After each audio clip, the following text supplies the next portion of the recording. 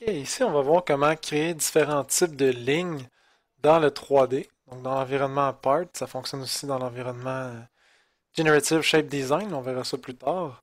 Donc pour les lignes, c'est ici que ça se passe. Euh, En français c'est une droite, en anglais c'est line. Donc on clique sur cet outil. Et ici on a les types de droites. Donc c'est la première chose à faire, il faut sélectionner quel type de droite on veut créer. Donc la première c'est point par point. Sinon, on clique ici, point, direction, angle, normal à une courbe, tangente, normal à une surface. Il y a plein de types de lignes qu'on peut faire. On va presque tous les voir. Donc, le premier, point par point. Le nom le dit, ça prend 2 points. Donc, un point dans l'espace, c'est représenté par un X blanc. Tout simplement cliquer sur un premier point et après un deuxième point. Donc, la ligne se crée entre les 2 points. Le début, ici, qu'est-ce que c'est? On a inscrit une valeur, par exemple 500, on fait un aperçu, c'est la valeur qui va prolonger la ligne à partir de ce point-là. Donc, à partir du point numéro 1, il a rajouté 500 de ce côté-là. La fin, si on met 500 aperçu, ça va être la même chose de l'autre côté. Et sinon, pour gérer la longueur, qu'est-ce qu'on peut faire aussi? C'est faire une extension symétrique.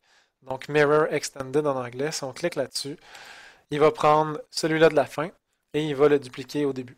Donc, c'est vraiment à partir de la fin. Si on met un pouce à la fin, ben, il va mettre un pouce au début aussi. Comme ça qu'on vient gérer la longueur. Si on ne veut pas avoir une longueur définie, on veut avoir une ligne, si on veut infinie, ben, on clique sur infini. Et à ce moment-là, on ne peut jamais voir le bout de la droite. C'est vraiment une droite à l'infini. Dans les autres options qu'on aurait, point début infini. Donc, le début s'en va à l'infini, la fin commence au deuxième point et point de fin infini. Donc on peut jouer avec nos options comme ça, une et l'autre. C'est pas très important. Je dirais en général, longueur, ça fait la job en masse. Et bon, extension symétrique ou longueur, ça fonctionne. Donc ça, c'était point par point. Je vais faire OK à ce moment-là. On va recommencer ici sur l'outil. Notre deuxième type qu'on peut avoir, c'est point direction. Donc là, première chose, c'est de situer notre droite dans l'espace. Donc, avec le point, ça va la situer dans l'espace, par exemple, ici. Et après ça, de donner une direction. Ça peut être une direction d'une autre droite comme ça ici, une arête. Ici, la ligne Y, ça fonctionne. Donc, par exemple, on peut l'essayer ici sur Y. Et notre droite se trace sur cette direction-là. Si on change la direction, on avait pris la direction X, par exemple, on reste sur ce point-là, mais la direction est donnée dans l'autre sens. Même chose après ici. En fait, même chose plus ou moins. Ici, on peut aller dans le négatif. Tantôt, on ne pouvait pas aller dans le négatif. Maintenant, on peut aller dans le négatif. Donc, si je fais 3 pouces, en fait, je vais mettre un petit peu plus bas, 500, je fais aperçu, on regarde, la droite commence à 500 millièmes. Donc, tantôt, qu'est-ce que ça faisait quand on mettait 500 millièmes? Ça l'étirait de l'autre côté. Avec cette fonction-là, point direction, si on met 500 millièmes, ça la raccourcit de 500 millièmes.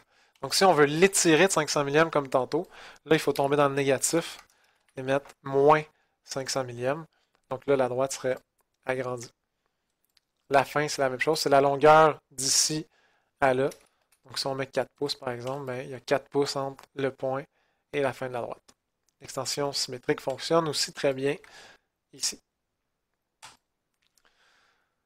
Un autre type de ligne, angle normal à une courbe.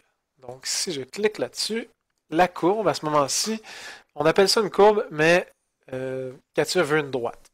Concrètement, c'est ce qu'il veut. Donc, par exemple, si je prends cette courbe-là ici, après ça, ça va être sur quel plan la courbe va être couchée pour pouvoir se pivoter.